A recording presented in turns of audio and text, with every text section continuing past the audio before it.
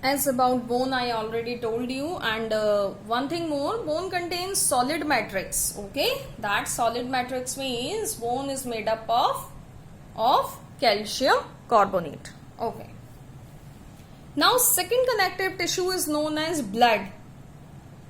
Yes, blood is a connective tissue. Don't forget this line. Blood is only a connective tissue because it connects our complete body via their flowing in our complete body, because blood can easily flow from mouth to hand to legs and in every place of our body, and it binds all organ to organ and one organ to other organ. It binds all the body organs together. Blood contains liquid matrix, we all knows, and there are mainly 4 components are present in blood. Firstly, as all of you can see, is known as RBC, next WBC, then platelets, and fourth one is known as plasma. Full form of RBC will be red blood cells, WBC is for white blood cells, platelets and plasma.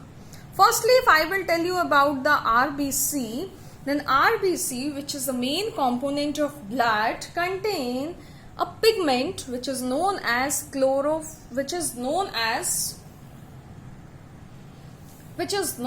hemoglobin. Yes, RBC contain a pigment. So sorry for chlorophyll. And RBC contain a pigment which is known as hemoglobin, and this hemoglobin is directly responsible for the red color of blood. Don't try to forget all these important points. Second component of blood is known as WBC, white blood cell. White blood cell is for the protection of our body from any foreigner substance. Okay, if any type of foreigner substance will come in our body, then WBC will engulf them and will make the antibodies. So, these are for our strong immune system. Next one is platelets, also very important component of blood, and platelets is mainly responsible for the thickness of blood. A lot of platelets will present in our body. Proper will be the thickness of our blood. So platelets is for the thickness of our blood, because as we all knows, our blood vessels are very porous.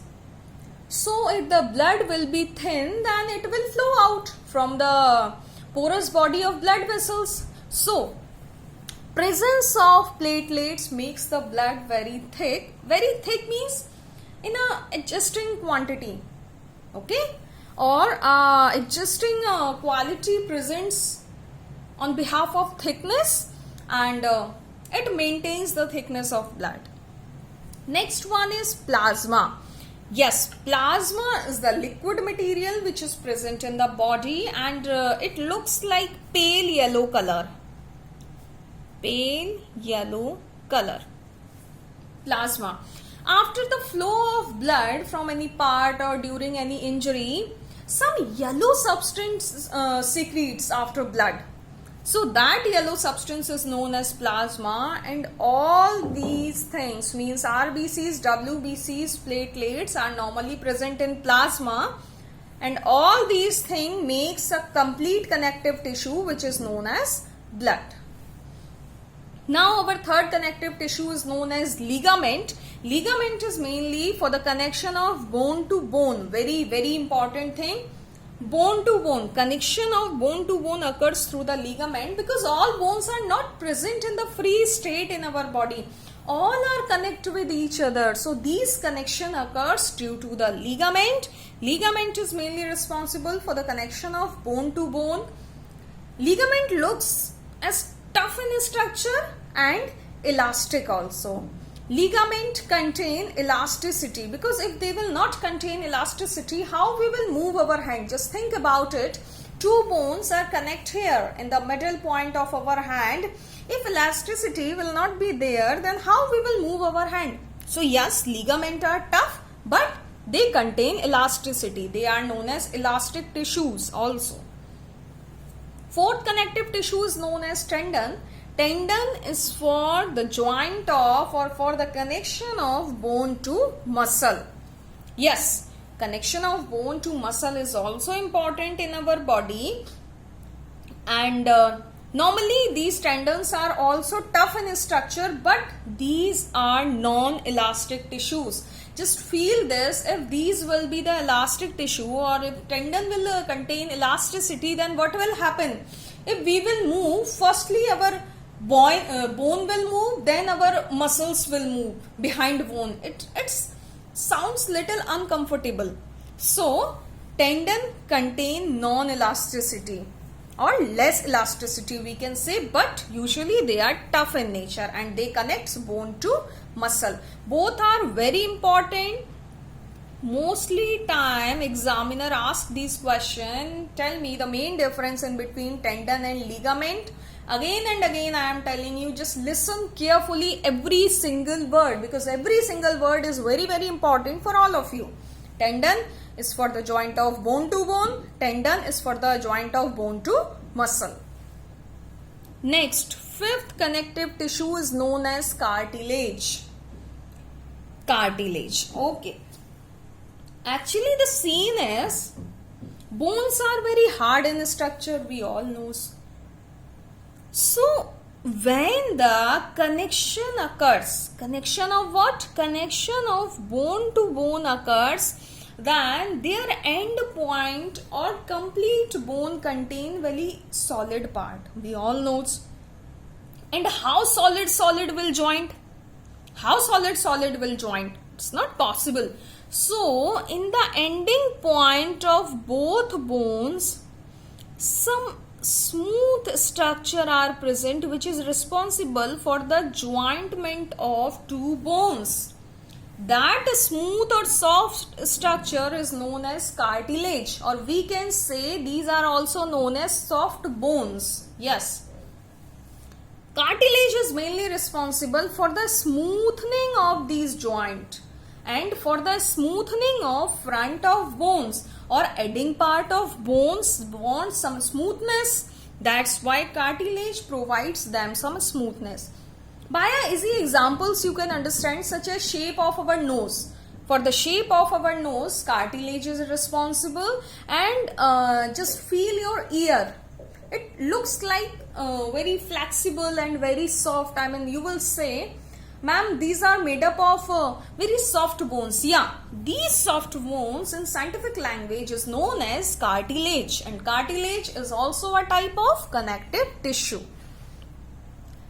Next connective tissue is known as areolar tissue. Areolar means there is something which is correlates with air. Absolutely right. Areolar tissue is known as air-filled tissues.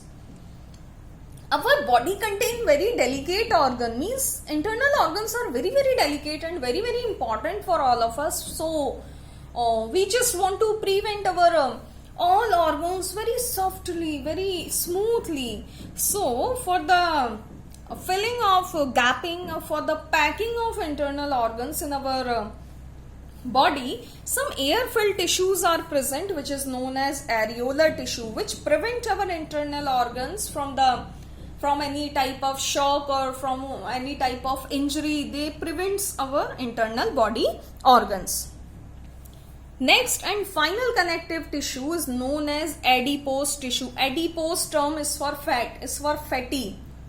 So adipose tissue means this type of tissue is made up of from fat cells.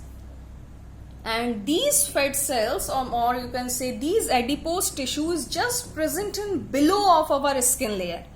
Just below our skin layer adipose tissue are present, and mainly these are for the insulation process. Insulation process means for maintaining temperature in our body. Adipose tissues are very very important, and these are directly correlates with fat cells, means these are made up of fat cells or collection of fat cells.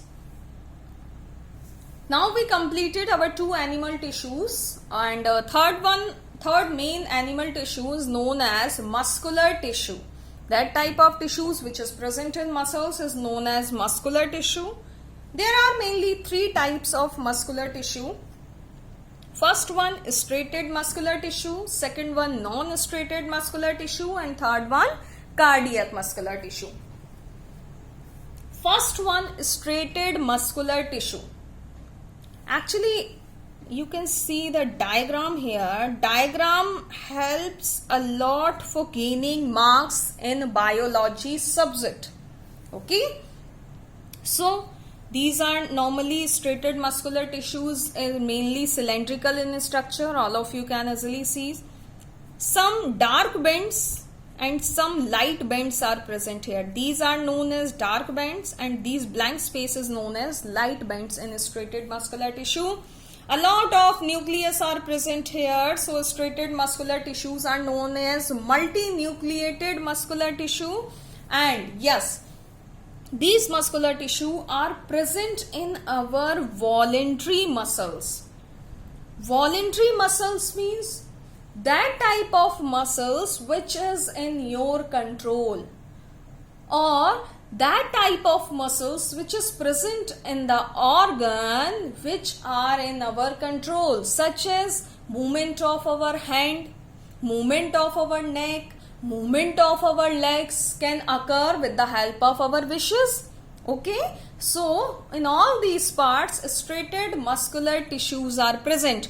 Means where voluntary muscles will present, in that part striated muscular tissue will definitely present, and these are for the voluntary actions of our body. These are mainly responsible for the voluntary actions of our body. Voluntary actions, that actions which is depends on our wishes, means according to our wishes we can do the movement with them. Okay, movement of our leg, movement of our hand, movement of our leg is depends on our wish. So in all these parts voluntary muscles will present, and all voluntary muscles contain what? Contain striated muscular tissue. And this will be the structure. Firstly you will make a cylindrical shape, then some dark band and light bands, then some nucleus. Second muscular tissue is known as non-striated muscular tissue. You can add muscular tissue here by your own wish. Non-striated muscular tissue is such as spindle-shaped tissue, and it contain only single nucleus, as all of you can see. So non-striated muscular tissue they contain single nucleus. And non-striated muscular tissue will be directly responsible for the involuntary actions of our body. Means that type of actions which not happens according to our wishes, such as actions of respiration, action of our digestive tract, action of our excretory path. Okay, all these things comes under the category of involuntary actions. So whole involuntary actions, or you can add exchange of gases in alveoli, for all these things non-striated muscular tissue will be responsible. Okay, and this spindle shape, this is the structure of non-striated muscular tissue. They will contain single nucleus, as striated muscular tissue contain multi-nucleus, and non-striated contains single nucleus. And where involuntary actions will occur, in all these parts non-striated muscular tissue will present. Last and final muscular tissue is known as cardiac muscular tissue. One thing, where cardiac term will come, then all of you will understand there is something which is directly correlates with heart. Don't forget this line. If cardiac term will come, means there will be something which will directly correlates itself with the heart. Okay, so cardiac muscular tissue, that type of muscular tissue which is present in our heart muscles. Okay, in our heart muscle cardiac muscular tissues are present, and this is the structure of cardiac muscular tissue. Means they connects with each other. You can see these connects with each other. Some dark bands and light bands are present here, but these dark and light bands are little lighter than striated muscular tissue, and they contain single nucleus. In every muscle you can see single nucleus. So cardiac muscular tissue are present in our heart, and These are non-tiring muscles. They never ever tired in their whole body. Sorry, in their whole life. In our whole life, only heart muscle never ever tired. Never ever. These are uninucleate, and cardiac muscle is for the, and this muscular tissue is for the proper functioning of our heart, for our whole body. Last and final animal tissue is known as nervous tissue, and this nervous tissue contain only one single type in it, which is known as neuron. And in your syllabus, or according to your class standard, according to your examination, only the structure of this neuron is very, very important. So now if I will make the structure, then all of you will see. Firstly, we will make some opposite C here. There is not any proper counting for these opposite C's. Then firstly, we will make some opposite C's here with a straight branched line. With the straight branched line, and in and we will make 2 or 3 branches here, little branches. Then some blocks we will make here. After this, I will tell you these, they are scientific name, but firstly you will see some block in the same place. You can see in the same place, upper side, bottom side, upper side, bottom side, in the same place. Here in the top of these opposite C, you will make some branches here. Here you will make a circle, and here some dots. Now, this is the complete structure of neuron, but only naming is left here. Okay. So these branch-like structure known as nerve ending. These boxes are known as axon. Axon. These branched structure is known as dendrites, and this small circle is known as nucleus.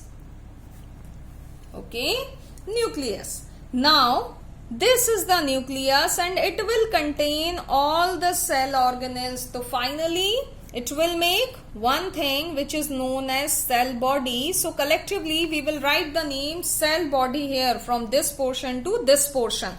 This complete portion is the cell body. Means our neuron will contain cell body, nucleus, dendrites, axon, and nerve ending. This neuron is very important for the transmission of information from one end to another end in the form of chemical impulses, electrical impulses, about which we will discuss in our 10th class. But one important thing I just want to discuss with you. Every time in examination this question comes, and it takes 3 marks. Only this structure will take 3 marks. If you will draw this complete structure with this 4 or 5 naming, easily you can get 3 marks.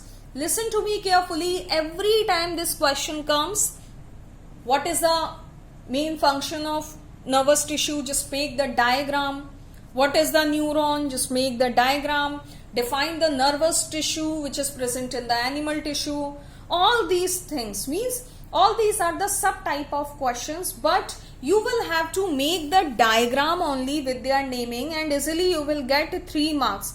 Every year this question comes. So here we are ending up our chapter with the complete information of plant tissue and animal tissue. I hope all of you understood it very well. Just revise it via yourself. Thank you.